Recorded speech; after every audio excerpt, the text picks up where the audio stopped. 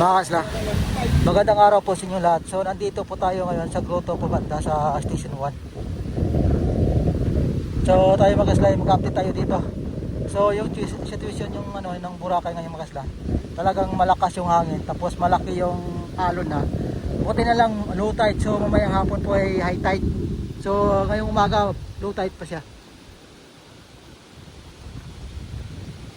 Talagang ganito yung situation sa isla ng Boracay mga kasla. Malakas na uulan na. So ngayon po yung minto yung ulan ngayon.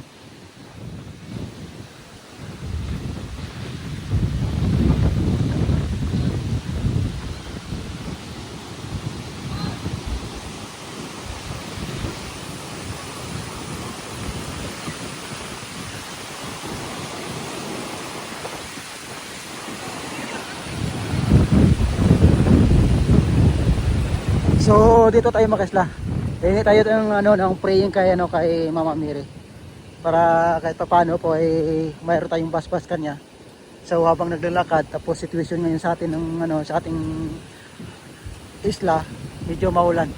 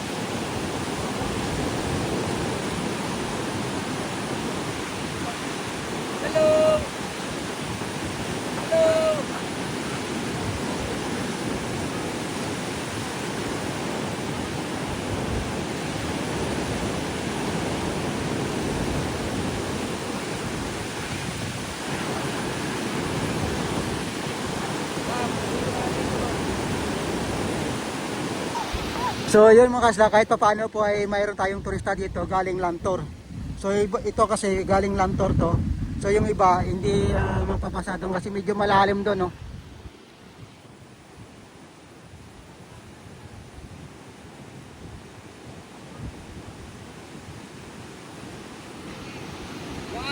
So medyo malalim pa yung diyan yung tubig kasi mayroon siyang na-curve na buhangin na palalim kaya hindi tayo makapunta diyan.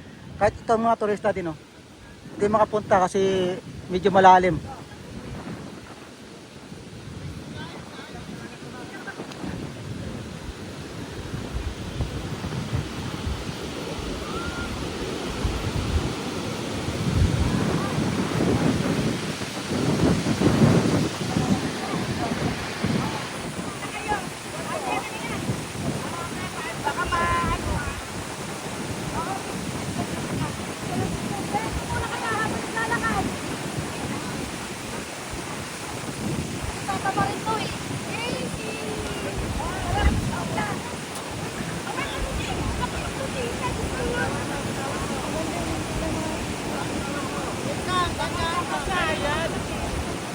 Ay, sumayat na yung ano niya.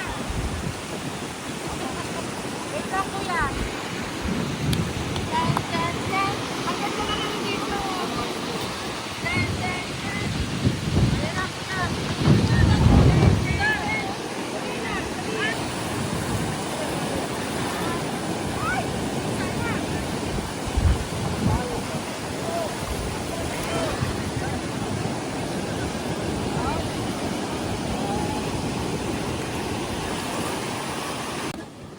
So yung mga kasla, kahit pa paano po mayroong mga turista dito galing Lantor umakyat kay Mama Mary.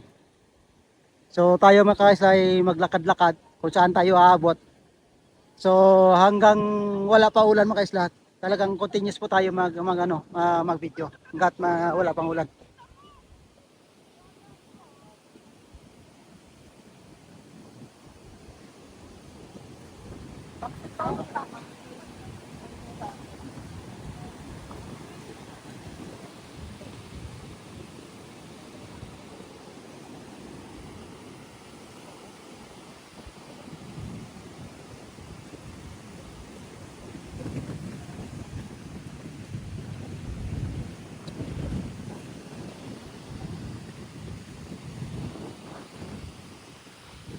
Isla, kung kayo po ay pumunta ng ano ng Boracay ngayon po o bukas, kasi po yung weather natin tuloy-tuloy pa rin yung abagat. So iwasan niyo po maligo diyan sa likod na yan ng ano ng grotto, kasi diyan kung andyan po yung sa bato na yan sa dulo. Diyan po yung malakas na current. Tapos pag once natangay kayo diyan, mga dalawang dipa talagang dadaling kayo dun sa likod. Tsaka ibagsak dun sa mabato. So iwasan niyo po maligo katulad nito sa dalawang lalaki na to. So okay na naman siya kasi napapicture lang. Pag doon kayo sa bato banda makatabi, so ibig sabihin malakas current yan. So iwasan niyo po. Ito kasi hindi natin maiwasan tong dalawa na to. So okay lang siya dito. Pag doon sa bato, bawal. Huwag kayo pumunta dyan.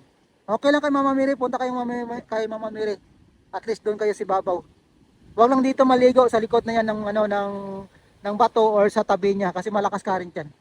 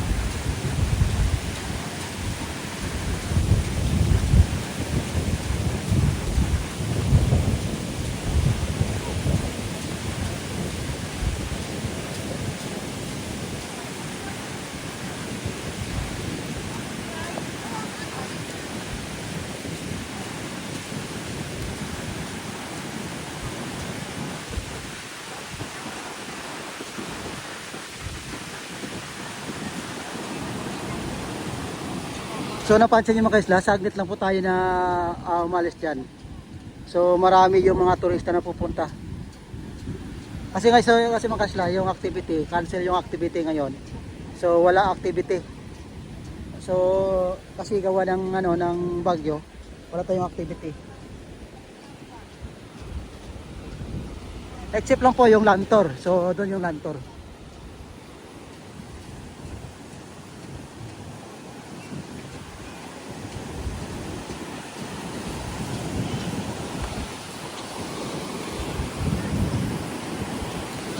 Ayun mga kaisla, umambon na.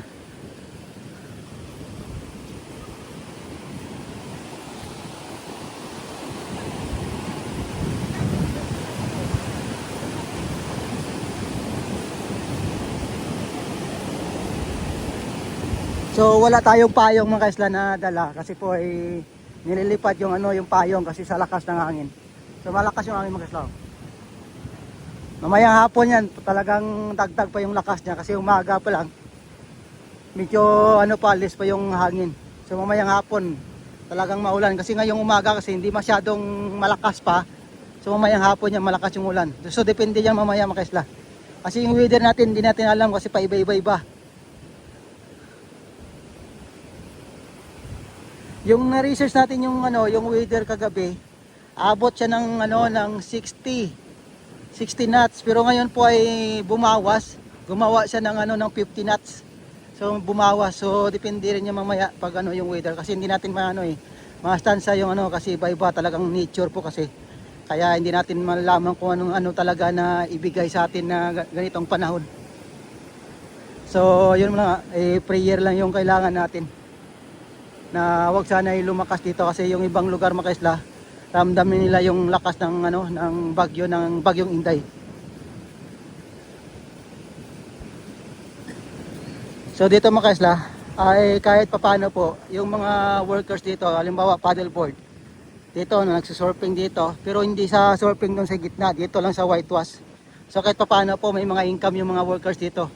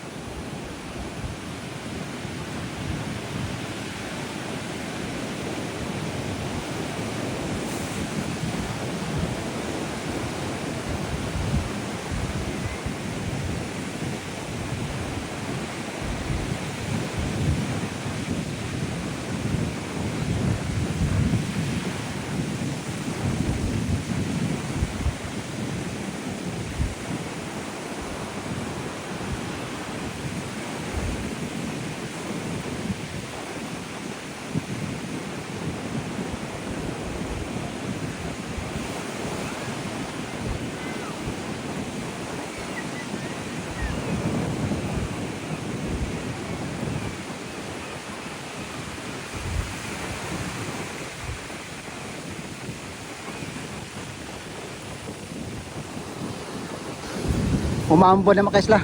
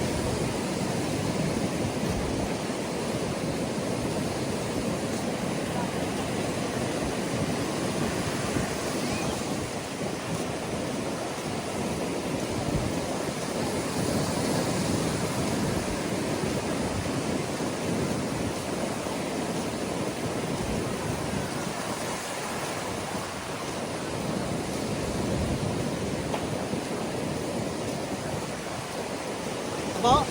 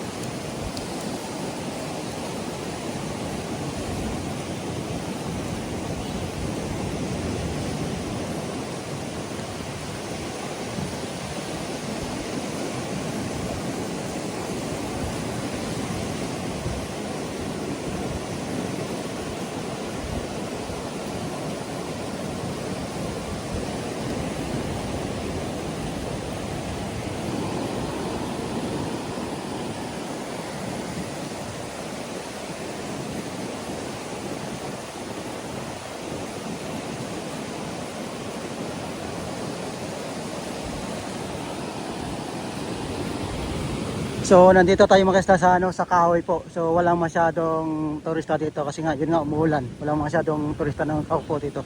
Exit lang dito. So may mga bibi pa. Oh.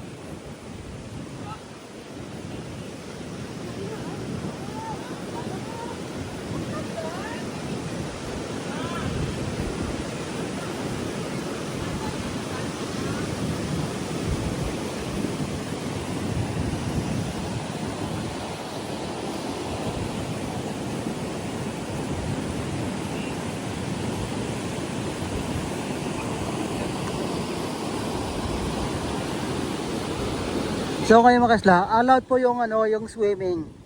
Ngayon kasi po ay low tide naman, tapos yung mga turista natin, hindi naman masyadong pumupunta sa malalim, sa whitewash lang. Kasi pag ganito kasi mga kasla, pag low tide, mababaw lang rin man. Mababaw lang 'yan. Iwasan lang natin yung may mga curve na yan na buhangin, so medyo malalim diyan. So okay lang yung mga swimming na ano, mag-swimming kayo dito. Kung sakali ba dito kayo sa isla ng Boracay, sa tabi lang sa whitewash, katulad niyan ng yung may mga turista doon naliligo. I-zoom natin mga kaisla.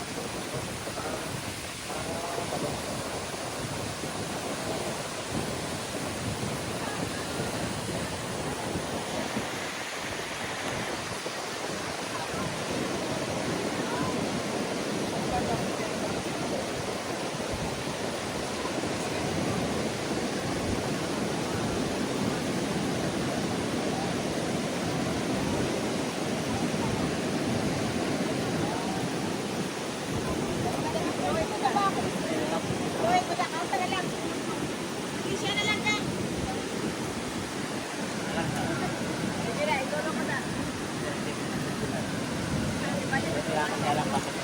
Ayun mo, sabihin niyo sila ma'am. Sabihin niyo sila ma'am.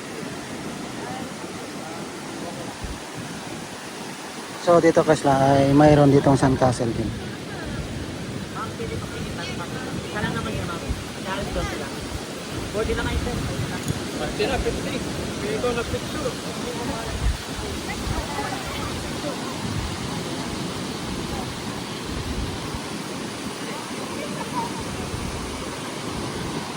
Kamera niyo ma'am. One, two. Isa pa. Sa welcome post naman tayo ma'am. Taas naman tayo. Welcome Boracay. Yan. Okay. One, two. Isa pa. Isang art side naman tayo.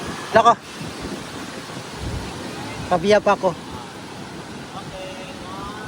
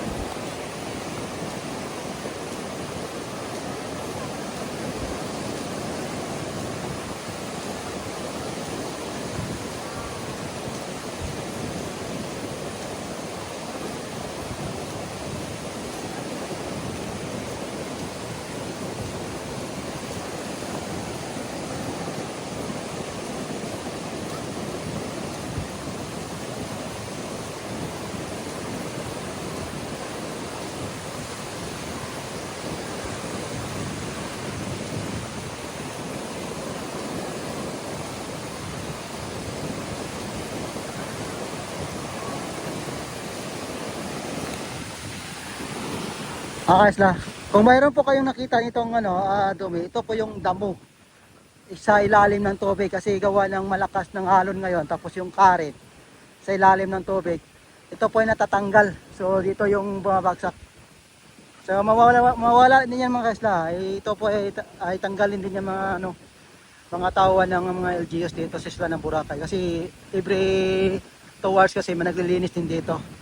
So hindi yan pwede na pabayaan na lang mga kasla.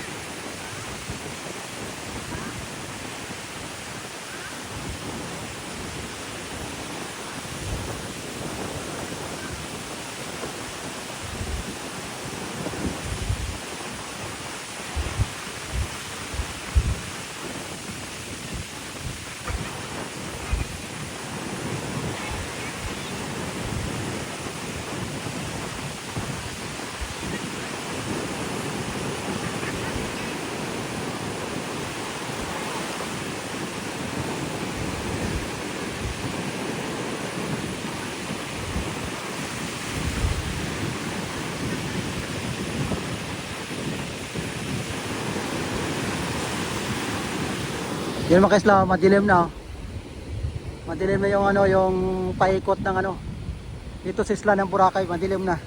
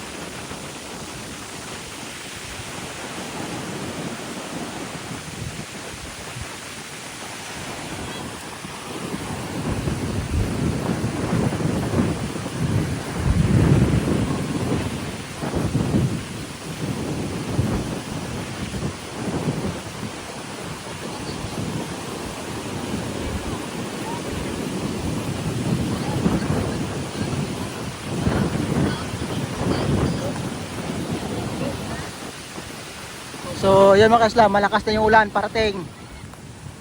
Ano, basa na yung cellphone natin. So, ito kasi, surfing. So, surfing itong bisita. So, malakas ulan, no? So, dito tayo sa Dimol. Dito tayo sa Dimol. Dimol. Ano? Oh, tingnan nyo.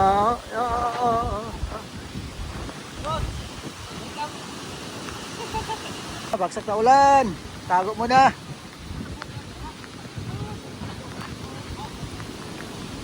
Yan na. So yung makisla, malakas na ulan. Yan, ayun. Yan o, yun o.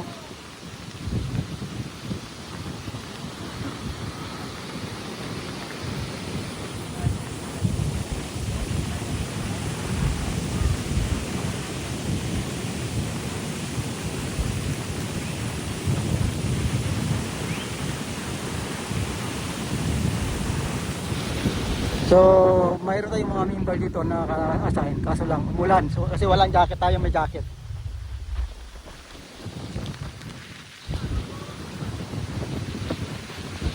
Biglang nawala yung mga turista. Biglang nawala.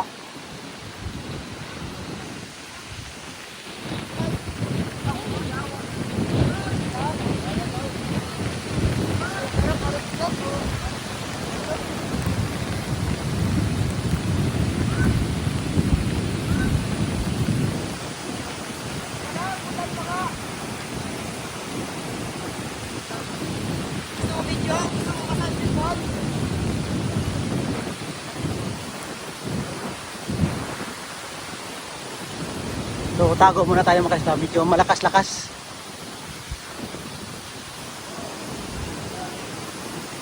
So, dito sa Timol, lahat to ng ano ng dito sa tapat to na may mga windbreaker.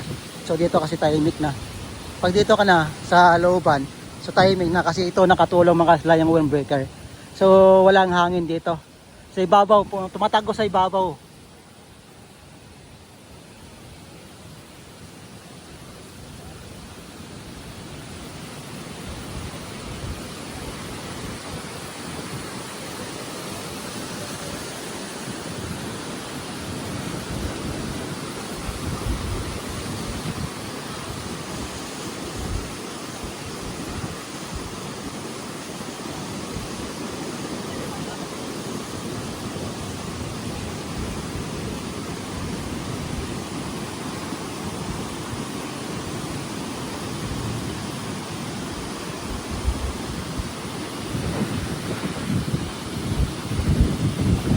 Talagang madilim mga kasla.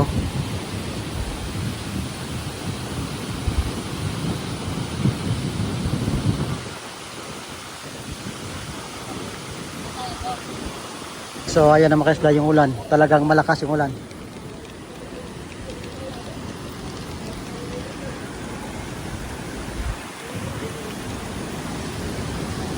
So nandito pa rin tayo sa Timul.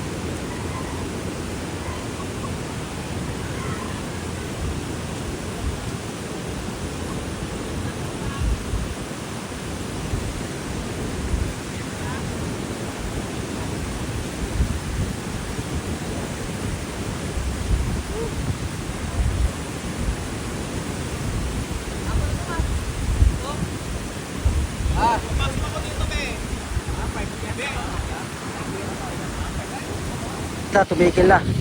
Konting tumigil na mga kaisla.